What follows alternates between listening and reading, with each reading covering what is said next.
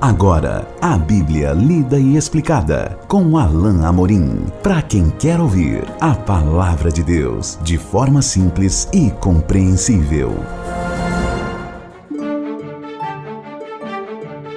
Olá, querido ouvinte, querida ouvinte. Estamos de volta com mais um programa, a Bíblia lida e explicada. Eu sou o pastor Alain Amorim. Continuamos o nosso estudo do Evangelho de Marcos, no capítulo 11. Hoje estudaremos dois trechos ao mesmo tempo, intercalados por um outro texto que veremos no nosso próximo encontro. Hoje, então, eu quero ler com você e estudar os versículos 12 a 14 e depois 20 a 26, porque tem a mesma temática. No próximo encontro, nós vamos estudar os versículos 15 a 19. Diz assim, então, a bendita palavra de Deus. No dia seguinte, quando saíram de Betânia, teve fome. E vendo de longe uma figueira com folhas, foi ver se nela porventura acharia alguma coisa. Aproximando-se dela, nada achou senão folhas, porque não era tempo de figos. Então lhe disse Jesus: nunca mais coma alguém fruto de ti. E seus discípulos ouviram isso. Verso 20. E passando eles pela manhã, viram que a figueira secara desde a raiz. Então Pedro, lembrando-se, falou: Mestre, eis que a figueira que amaldiçoaste secou. Ao que Jesus lhes disse: Tende fé em Deus. Porque em verdade vos afirmo que se alguém disser a este monte: ergue-te e lança-te no mar, e não duvidar no seu coração, mas crer que se fará o que diz, assim será com ele. Por isso vos digo que tudo quanto em oração pedirdes, crede que recebestes, e será assim convosco. E quando estiverdes orando, se tendes alguma coisa contra alguém, perdoai, para que vosso Pai Celestial vos perdoe as vossas ofensas. Mas se não perdoardes, também vosso Pai Celestial não vos perdoará as vossas ofensas.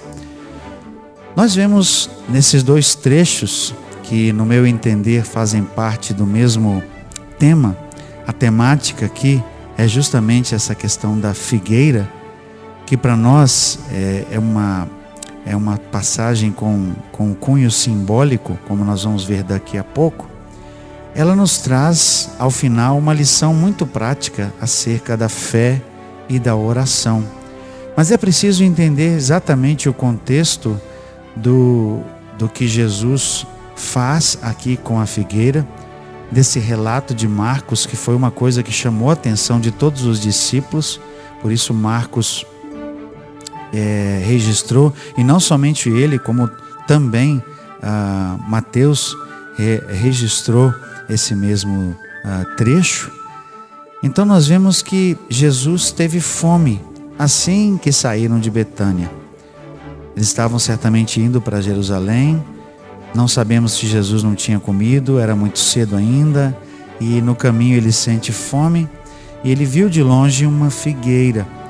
Como nós estávamos aqui na época da Páscoa, nós estávamos perto da primavera, o iniciozinho do que era a primavera no hemisfério norte, que é essa época, tá certo? Nós estamos aqui no Brasil, nós estamos daqui a alguns dias saindo do verão, estamos na transição, né? Em março, e vamos para o outono. É o contrário lá no hemisfério norte. E é justamente essa época da Páscoa. E embora os figos só crescessem e fossem colhidos no final do verão, de agosto para setembro mais ou menos, era muito comum que no início já da primavera, junto com as folhas, os brotos que ficaram do ano anterior trouxessem consigo um pequeno fruto que era comestível. Jesus então certamente foi até aquele figo, mesmo sabendo que não era a época dos figos maiores, ele foi até aquele pé, procurando justamente por esses pequenos frutos que vinham junto com as folhas. Aliás, em alguns casos esses frutos vinham antes das folhas. Era também comum. O fato é que o texto diz que ele viu de longe uma figueira, foi ver se nela porventura acharia alguma coisa. Aproximando-se, nada achou senão folhas, porque não era tempo de figos. Então lhe disse Jesus: nunca jamais coma alguém fruto de ti. E seus discípulos ouviram isso. Jesus usa aquela figueira para uma lição prática, da qual ele falaria mais tarde, uma lição sobre fé e sobre oração. Mas há também um simbolismo muito importante aqui nessa figueira. Essa figueira, na verdade, pelo momento em que nós estamos aqui, Jesus em Jerusalém, nas proximidades, saindo da vila de Betânia, indo para a cidade, essa figueira tem também um simbolismo especial. Ela simbolizava a própria Jerusalém, o próprio povo de Israel. Nós vemos que na Bíblia, por vezes, a videira era um símbolo para Israel. Nós vemos isso em Isaías capítulo 5. Mas vemos também que a figueira, aqui em outras ocasiões, também é um símbolo para Israel. Como era de se esperar, assim como nós temos a imagem do que nos vem lá do texto de Isaías capítulo 5, com a videira, era de se esperar que aquela figueira produzisse os frutos que deveriam vir normalmente. Jesus foi até aquela figueira esperando que ela tivesse algo para lhe oferecer, mas não havia nada. Aquela figueira certamente era estéril e não iria dar fruto nenhum. Jesus pronuncia então sobre aquela figueira uma maldição, dizendo: nunca jamais coma alguém fruto de ti. Nós precisamos entender que Marcos registra isso, primeiro por causa da própria importância que Jesus deu ao usar a figueira, e depois um outro exemplo como ilustração para a oração. E segundo, porque realmente Jesus usou essa figueira para exemplificar o que estava acontecendo. Jesus estava prestes a ir para o Calvário, prestes a ser condenado pelos seus próprios irmãos, que conspiraram contra ele, inclusive. Os seus não o receberam, como nos diz João 1. Eles o rejeitaram. E aqui Jesus também rejeita. Jesus, num ato simbólico, está rejeitando Israel, que deveria ter produzido frutos. Como nos diz João Batista, lá no relato do começo do Evangelho, frutos dignos de justiça, frutos dignos de arrependimento. Mas Israel não tinha produzido como um todo, Israel não tinha produzido o esperado. Por isso, então, de maneira figurativa, simbólica, aqui com a figueira representando Israel, ela é amaldiçoada. Nunca jamais coma alguém fruto de ti. E seus discípulos ouviram isso. Pulando então depois para o verso 20, em continuação a esse evento, nós lemos: passando eles pela manhã, no dia seguinte, viram que a figueira secara desde a raiz. Os discípulos ficaram impressionados e disseram para Jesus: olha, Pedro, na verdade, disse: mestre, eis que a figueira que amaldiçoaste secou.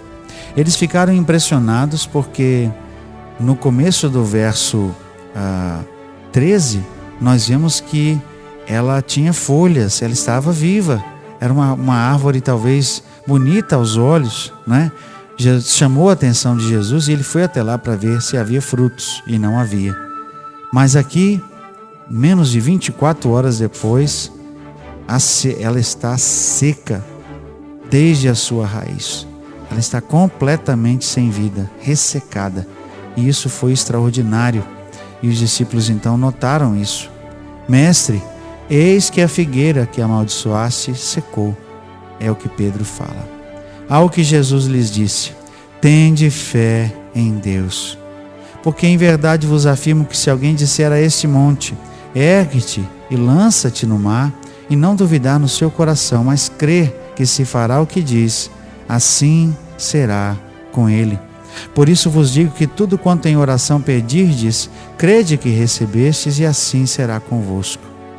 E, quando estiverdes orando, se tendes alguma coisa contra alguém, perdoai, para que vosso Pai Celestial vos perdoe as vossas ofensas. Mas se não perdoardes, também vosso Pai Celestial não vos perdoará as vossas ofensas. Jesus, de maneira simbólica, usa aquela ilustração diante dos olhos deles, a figueira seca, para falar de uma lição prática sobre fé e oração, sobre a oração de fé. Esse texto, é claro, tem sido muito mal compreendido em alguns círculos, em algumas igrejas que falam da questão da palavra da fé, a palavra de fé, a oração de fé, como se nós pudéssemos então simplesmente pedir qualquer coisa para Deus e crer que isso vai acontecer e até às vezes mesmo ordenar que aquilo aconteça. Não é isso que nós vemos nesse texto.